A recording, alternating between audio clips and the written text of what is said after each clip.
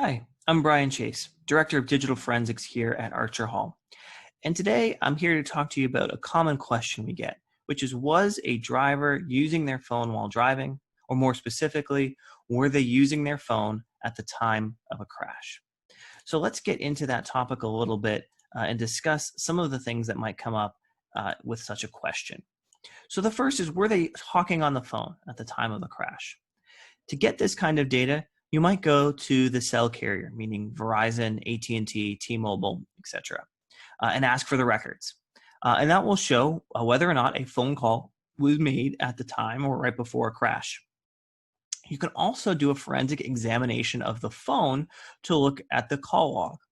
That might be important because if that call was placed using an app like maybe Facebook Messenger or WhatsApp that allows for calling but uses the phone's data plan, just looking at the phone records from the carrier isn't going to show you that they made that call. So sometimes you want to also do an examination of the phone to see what apps were being used. However, there's some challenges with that as well. Your call log only stores a set number of calls. Often that's 500, although we've seen it go up to thousands and as low as about 100 phone calls. So it depends on your phone and the settings for your phone. But let's assume it's 500 calls. After you make 500 calls and then you make that 501st phone call, the oldest call in the call log will be deleted. It will be gone from the phone. So you might not see the calls that are relevant at the time of the crash, depending on how often that phone is used and when that phone is being examined.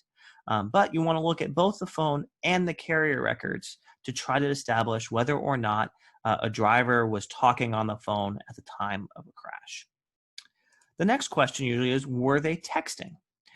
So like phone calls, you can get some of this data from the carrier. You can send a request to Verizon, T-Mobile, etc., and get the billing records, which would show dates and times of text messages to and from. It's not going to give you the content, but it will show you that kind of metadata about whether or not there was texts being sent at the time of the crash.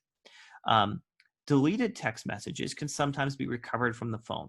So if you want to actually get the content, you can examine the phone, look for those text messages at the time of the crash, see what was there. And even if the driver later deleted those messages, that data might still be recoverable from the phone because we can often recover deleted text messages.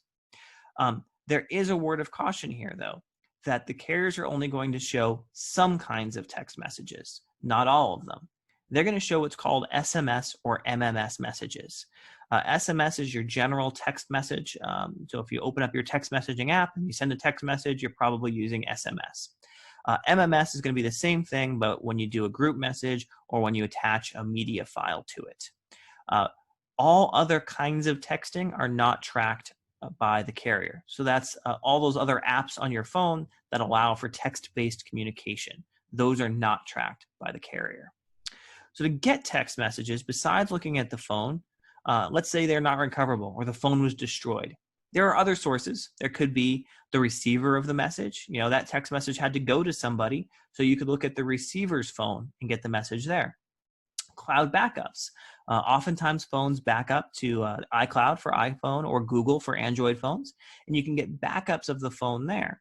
And so even if the text message was deleted from the device and we can't recover it from the device, it might still be available in a backup, and we can check those backup files to see if that text message is there. There's also carrier backups. Now, this is a service that you actually have to pay for. The easiest example here is for those of you on Verizon. You've got that My Verizon app that often bugs you to pay $5 or $10 a month to back up your data. If you do that, they'll back up your text messages. So you can go to the carrier and get those backups if the person subscribed to that service and paid for it monthly to get those data.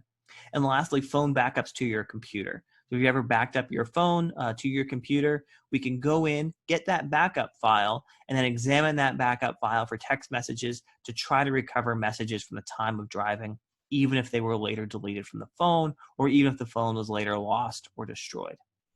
The other thing you want to look for in these kind of situations is that other kinds of texting.